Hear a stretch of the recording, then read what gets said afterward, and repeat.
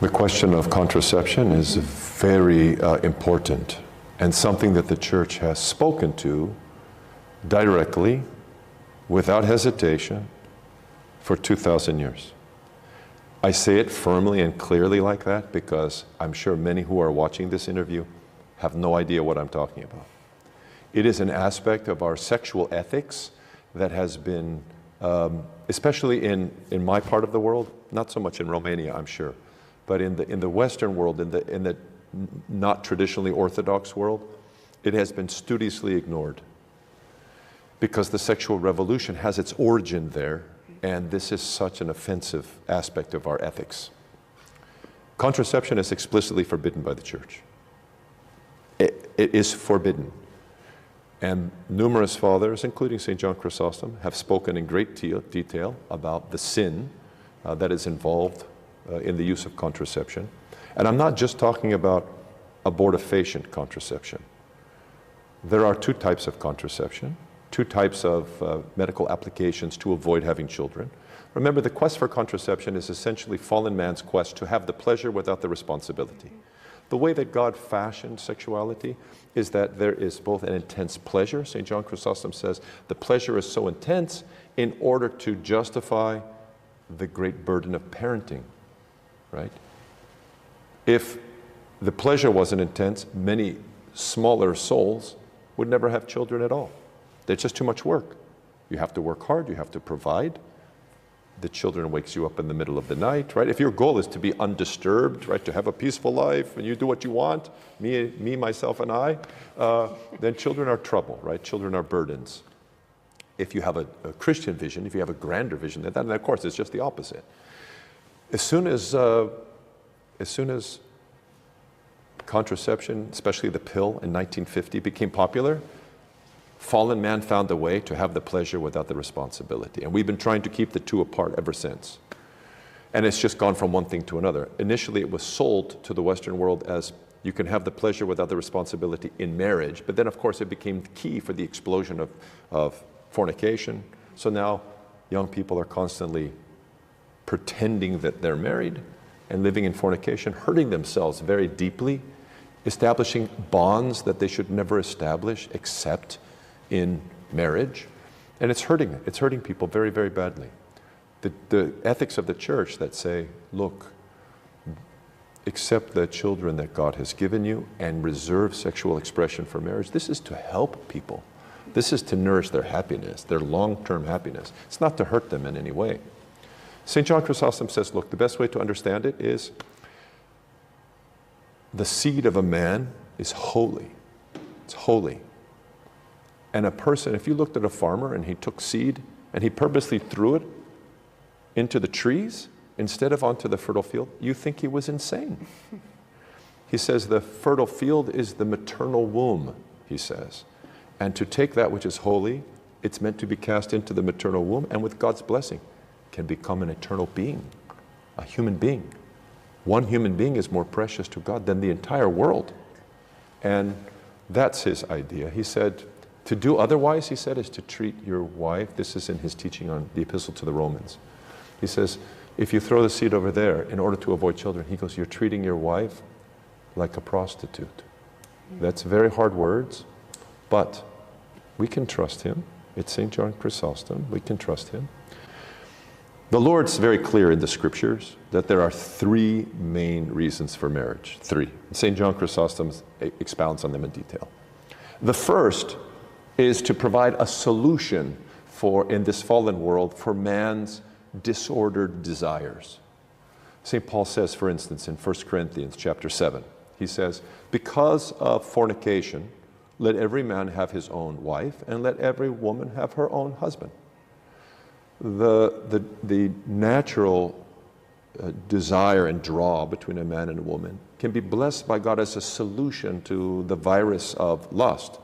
Marriage can be a way that you overcome lust by developing love, guiding desire into sacrificial love, into a one flesh union with someone else. So this is one of the important contributions of marriage, is that it provides a means of sexual expression that is not wild and doesn't destroy the human being. The second purpose is to reproduce the image of God on the earth, procreation. St. John Chrysostom says that's not the first reason. In his mind, the first reason is to solve our disorder. And he describes that very beautifully. He says, the embraces of a husband and wife. He says, a husband is a man who lives in the public square like a boat on a wild sea.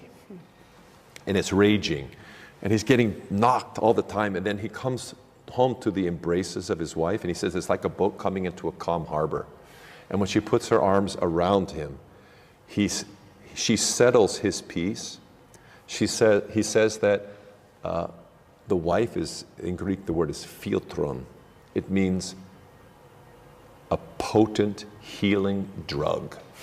That's what the wife is for the husband, a potent healing. So romantic. St. John Chrysostom is so beautiful on this subject. This is what the embraces of the wife accomplish for the man. It cures your disorder, guiding your desire towards union, towards children, towards love. It reproduces the image of God on the earth by having children. And a third thing is that it functions, marital lovemaking functions as a superglue, as a way to nourish union, such that the love of a husband-wife can withstand all of the storms of life, and a true, what the Church Fathers call consecrated friendship can actually develop. And people can look at a Christian family, and it's like you feel a breeze. You breathe, oh, look at that. I tell my parishioners all the time, many people ask me, what's the recipe for growing your church? They see, in our little experience, we've gone from a little tiny mission to a very large community. And we've sent hundreds of parishioners all over the United States, actually, who have moved out and are now helping other churches. And I think they often think I'm going to say one or two tricks. There's no tricks. But one of the things I always mention, I said, when people come, in our disordered culture, when they come into a community and they see husbands and wives in the presence of God, worshiping, loving each other, surrounded by their children, their heart beats differently. Their heart tells them, this is from God.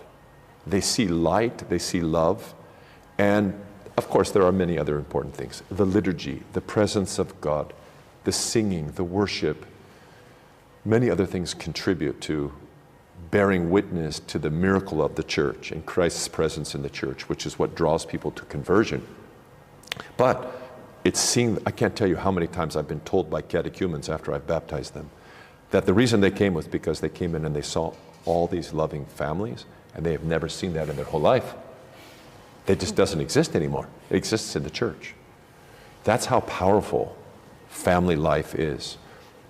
The best way to understand it is from Jesus' own words. This is in John 13. He says, by this, all men will know that you are my disciples, if you have love one for another. If you love each other as I loved you, everyone will know. It's the ultimate apologetic. It proves Holy Orthodoxy. It proves the Christian faith. People come and they're like, I've never seen this before. I want this. I'm made for this. Help me. I want to be, this is what happens. And this is why families are so important and why children are so important. Jesus said, unless we become like them, we're never going to enter the kingdom of heaven. That's how much he esteemed children. And if we have Christ's mind, should not we esteem children the same way? Shouldn't we look at them not as burdens, but as witnesses to the kingdom of God? They possess it. They possess it. They don't have the complicated souls that we have. You know, young children, they don't go to confession.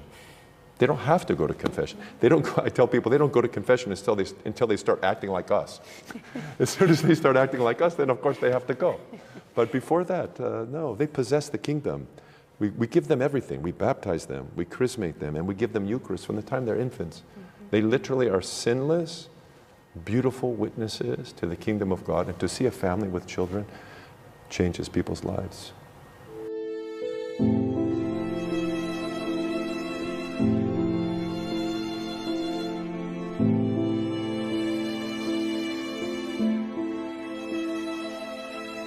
you.